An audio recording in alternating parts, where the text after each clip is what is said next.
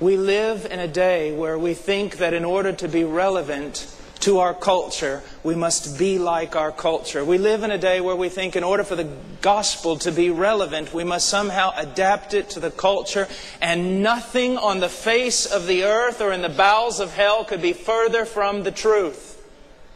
We are relevant not because we are like our culture. We are relevant because we are absolutely different. And our gospel has power not because it is acceptable to carnal men. Our gospel has power because it is a scandal to men.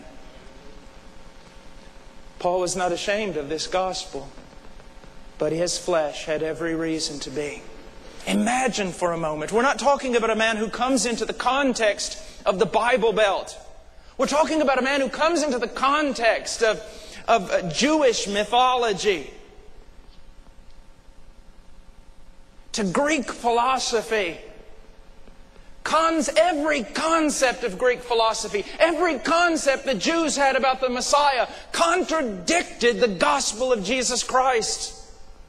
Every time Paul the Apostle stood up, he seemed to carnal men to be nothing more than a raving madman.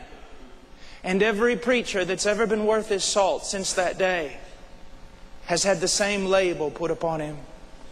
G. Campbell Morgan, when he would go up to the tower at Westminster to preach, he always said that he would quote the verse, like a lamb led to the slaughter and like a sheep before his shears. Why? He knew that unless God moved on his behalf with this gospel of God's dear Son, absolutely nothing would happen. But we don't see power like that today. Why? Because we prop up a gospel with the carnal devices of men. We remove the scandal in the name of love, as though we had greater wisdom than God to tweak His gospel here and there so it might be more palatable to men. The gospel of Jesus Christ, the flesh has every reason to be ashamed of it. But in that lies the power. Everything about God's Messiah contradicted everything that men believed about the Messiah. Everything about God's salvation contradicts absolutely everything men believe about how salvation should be won and in what form it should take.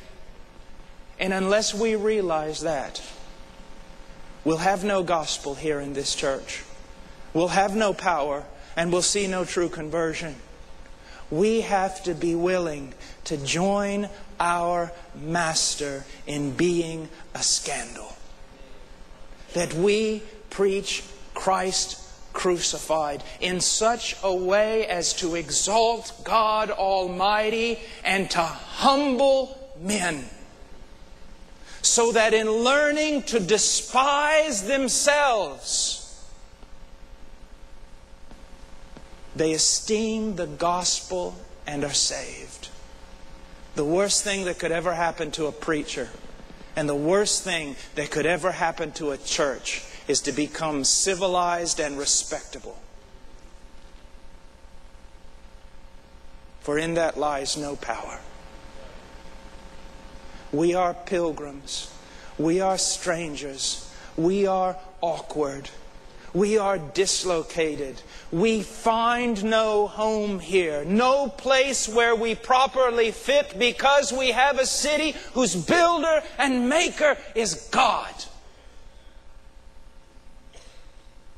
And our job is to take a gospel so covered up by the designs of men that it no longer has any power. It is our job to strip away all that faulty dress and to preach the bare bones of a gospel that's nothing more than a scandal. But in that,